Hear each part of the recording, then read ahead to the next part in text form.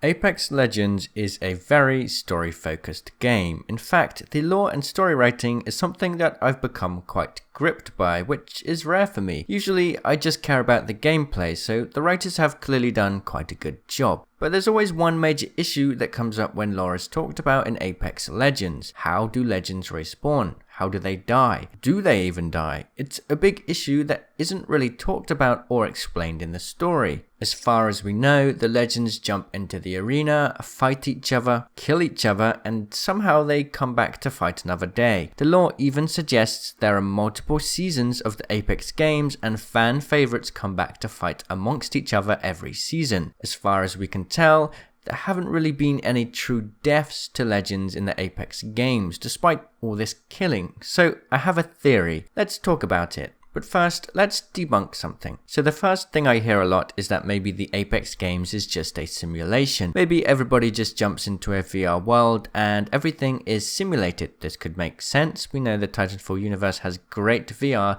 that can feel real. But I think that this isn't the case. So I'll explain why the Apex games being a simulation doesn't make sense and then what the possible truth could be. So here's why the simulation theory doesn't seem to sit with me. Firstly, there's a great video on Octane's backstory that helps to make the clear comparison. If you didn't know already, Octane has been friends with Lifeline for a long time. In fact, it was Lifeline that hooked Octane up with a new pair of legs. But the whole story behind Octane losing his legs is a little strange until we look deeper. According to the story, Octane lost his legs by using a grenade to blast himself through the air in an attempt to beat the world record for the gauntlet. This whole story was inspired by Cash Mayo, a real Titanfall player who set his own world record by using grenade jumps like this. But in Titanfall 2, the gauntlet is a VR simulation. However, the Octane backstory shows a text message to help clarify the blurry details. Whilst the gauntlet is a simulation, Octane was crazy enough to try the grenade jumping in real life. He broke the world record, but he also broke his legs.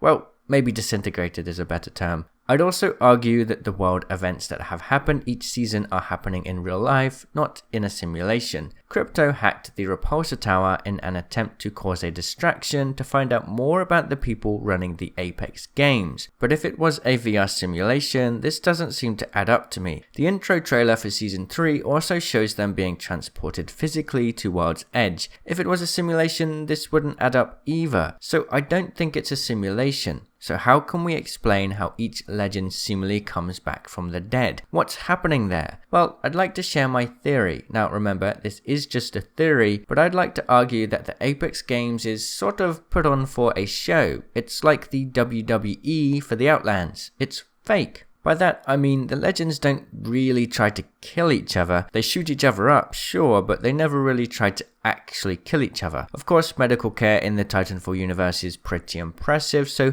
taking a bullet wound isn't necessarily going to be the end of the world. Maybe the armor they wear even helps to keep them alive too. So what brought me to this theory? Well, there are three major reasons. First, let's take note of the Season 3 opening trailer. Isn't it strange that people who are supposedly fighting to the death are all buddy-buddy with each other? It almost seems like they're all a big family. They tease each other, make jokes, and generally just hang out alongside each other. They don't necessarily like each other, but they get along. This was the first time we truly got to see behind the scenes like this, and it paints a very specific picture. After jumping into the arena and putting on a show for thousands of fans, they come back to the ship and hang out amongst each other before the next Apex Games show.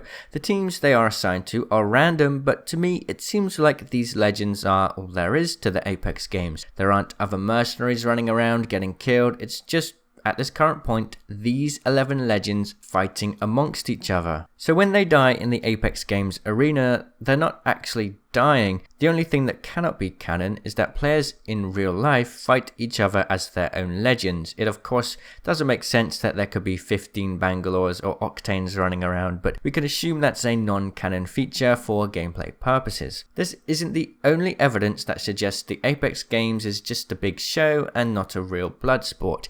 If you think about it, all of the characters are great fighters, of course, but what's more apparent is their personalities. These are some of the most egotistic mystical people in the Outlands looking for their time in the spotlight. I think Mirage's personality shows off this best. He is constantly bigging himself up, trying to act cool for the show and doing it for the fans or the babes, but Mirage is actually just a real life caricature of every other Legend's personality. Octane is of course an adrenaline junkie looking to put on a show for his fans. Caustic is just straight up psychopathic and wants to showcase his science to the world. Even somebody as straight-laced as Bangalore can't help but show off when she gets champion. Now Crypto is a bit of a wild card, but perhaps his lore will help to unveil the truth like his origin story suggests. Another thing is, well, they even all dress up in different costumes to show off to their fans. I don't know if that's canon or not, but it's very WWE-like for sure. Of course, there's the money too, and maybe that's what drew some of the Legends into the Apex games in the first place, but I think that over time, a bit of a hush-hush agreement was set up between the Legends. I mean, who really wants to die, right? It also makes sense if the Syndicate are in on this idea too. The Syndicate are the organization that run the Apex games. But if they're there to make money from the show, then wouldn't it make more sense to build up these personalities that come back each season, with fanfare growing each time around? After a while, getting random thugs off the street to fight each other to the death fails to break boundaries. It really is just a blood sport. But by putting the spotlight on these characters, people fall in love with the show and fawn over the Legends more than teen girls fawn over K-pop groups. That way, the Syndicate don't just have endless supply of money, but they have the influence and attention of the entire Outlands. So at what point did the Apex games become fake? Was it always fake? Well, actually, I think there's some evidence in the lore to suggest what happened. When the Outlands was really starting to become the twisted society it is today, the first iteration of the Apex games was actually called the Thunderdome games. There's already lore that explains the Thunderdome games were the predecessor to the Apex games, but they were eventually shut down. The old Thunderdome was actually repurposed, and that's what we see in the Thunderdome location in Kings Canyon today. I think that the Thunderdome games was a very gritty, brutal blood sport akin to the old Gladiator games, but the Syndicate felt like they could take it further. So they took the best fighters from the Thunderdome games and put out sign-ups for people interested in fame and fortune to sign up to. And that's how we have the Apex games today.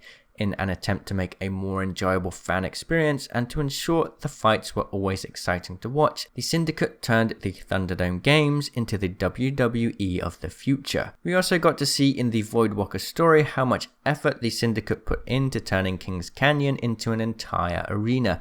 They were heavily invested in it at this point, but arenas don't sell shows, the Legends do. The value of each Legend has to be very important to the Syndicate, so I couldn't see how they'd want them to actually go into the arena and fight each other to the death. Financially, it doesn't make sense. So that's my theory. What are your thoughts? Do you agree with any of this? If not, what kind of theory could you think of that explains how Legends never die in Apex Legends? I've really had a lot of fun creating these theories for you. I think that this one makes even more sense than my Bloodhound and Pathfinder's origin story I mentioned previously.